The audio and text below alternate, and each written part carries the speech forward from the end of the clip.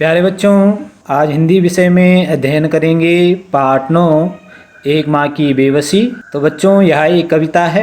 आज हम इस कविता का अध्ययन करेंगे। सभी बच्चे ध्यान दें।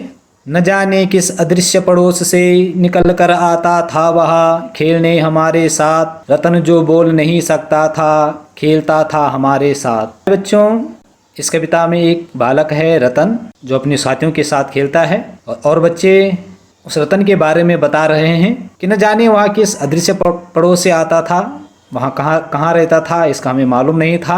वह अक्सर हमारे साथ खेलने आ जाया करता था और उसका नाम रतन था, लेकिन वह बोल नहीं सकता था और हमारे साथ खेलने आया करता था। एक टूटे खिलौने की तरह देखने में हम बच्चों की ही तरह था वह भी एक बच्चा।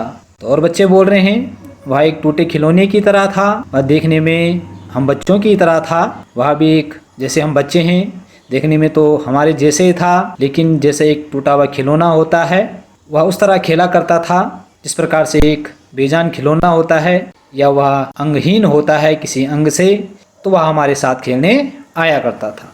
लेकिन हम बच्चों के लिए अजूबा था क्योंकि हमसे भिन्न था, थोड़ा घबराते भी थे हम उससे क्योंकि समझ नहीं पाते थे उसकी घबराहटों को। तो बच्चे बोल रहे हैं वह हम बच्चों के लिए एक अजूबा था, एक आश्चर्य था, क्योंकि वह हम सबसे बिल्कुल भिन्न था, हम सबसे अलग था। उसके साथ खेलने में हमें घबराहट होती थी क्योंकि हम उसके खेल को समझ नहीं पाते थे या उसको समझ नहीं पाते थे, जिस कारण हमें उसके साथ खेलने में घबराहट हो जाती थी। न इशारों में कहीं इसकी बातों को, न उसकी भयभीत आँखों में हर समय दिखती एक उसके अंदर ही छटपटाहटों को। जितनी देर वहाँ रहता पास बैठी उसकी माँ निहारती रहती उसका खेल। तो न हम उसके इशारे समझ पाते थे, न उसकी बात हमारे समझ में आ पाती थी। उसकी आँखें से डर झलकता था, उसकी आँखें से हमें भय नज़र आता था, वह अक्सर डरा करता था। उसके अंदर कुछ छटपटाहट थी जिसके कारण वो खेल नहीं पाता था और घबरा जाता था। और जितनी देर वह हमारे साथ खेलता था उसकी माँ उसके साथ उतनी देर वहाँ बैठी रहती थी। और वह किस प्रकार से खेलता था उसकी माँ उसको बड़े प्यार से निहारती थी, उसको देखती थी।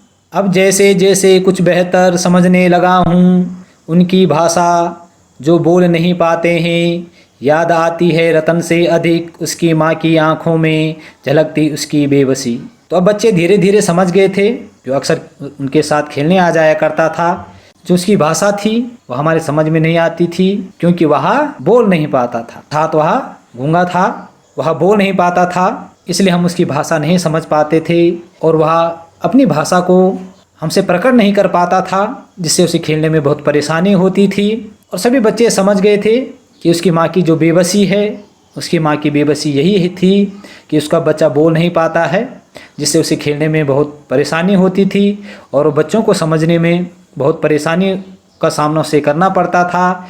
उसकी माँ के चेहरे पर पूरी बेबसी झलक जाती थी क्योंकि उसका पुत्र बोल नहीं पाता था, जिस कारण सभी दोस्त उसकी भाषा नहीं समझ पाते थे और खेलने में वह घबराहट महसूस करता था, उसको भय सा लगता था। तो सभी बच्चे समझ गए थे कि वह बोल नहीं सकता था और न बोलने के कारण उसकी माँ बड़ी मायूस थी कि और बच्चों की तरह मेरा बच्चा बोल नहीं पाता है। तो प्यारे बच्चों, आज हमने अध्ययन किया कुंवर नारायण द्वारा रचित एक माँ की बेबसी कविता का अध्ययन किया और सभी बच्चे इस कविता को कंठस्थ याद अवश्य करेंगे।